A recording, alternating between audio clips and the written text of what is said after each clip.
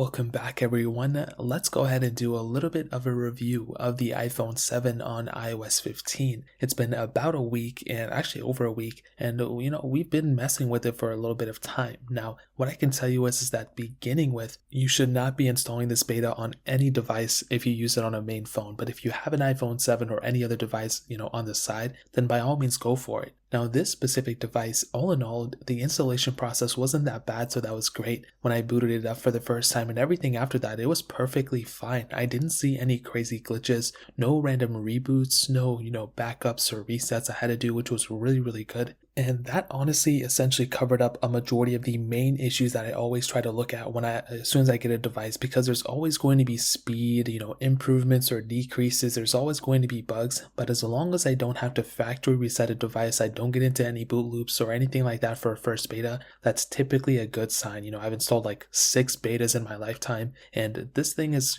so far seems pretty decent. Now, the one thing that I did see is that as a whole, iOS 15 on these older iPhones, including the iPhone 7s, are, I think, as a whole, slower than iOS 14 as of right now. So if you're somebody who wants the most amount of speed from their device, the iOS 14 is probably looking to be the faster one as of this point. But I think within, the final versions of this beta, it's probably going to get a little bit better. So I think that's a really important thing to keep in mind. On top of that, the features that iOS 15 brought, there were a couple of them that actually didn't end up coming for the iPhone 7, and that's a very annoying thing.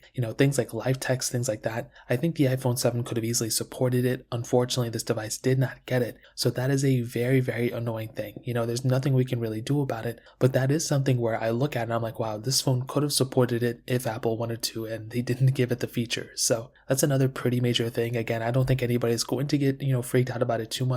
But because iOS 15 wasn't that crazy big of an update, it just seems like every single little feature they don't put on like a phone like this, that's like an extra feature, extra reason why Apple was, maybe not putting too much effort onto iOS 15 in the beginning with. So again, that's another thing. Maybe it's not a big deal to anyone else, but that is kind of a major deal to me in my opinion. Now, I will hit on the battery life as well. As far as I can tell, the battery life on iOS 15 isn't any much worse than iOS 14, if I'm being completely honest.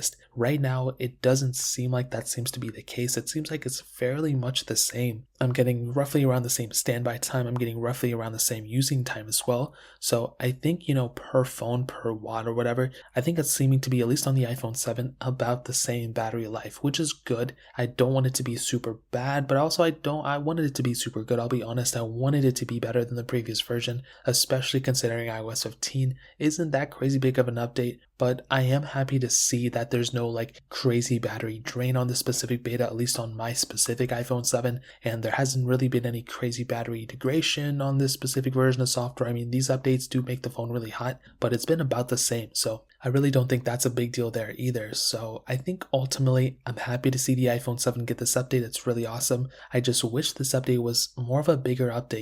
It seems almost like an iOS 14.5 more so than an iOS 15 in my opinion. So take it as you will, but those are essentially the main things I can see in terms of the iOS 15 so far on my iPhone 7. If you guys have any other questions or anything, let me know in the comment section below. Hit the like button, that'll mean so much, but definitely hit that subscribe button. More importantly than everything else, I love every single one of you guys. Hopefully I'll catch you guys in the next video. Peace out till then.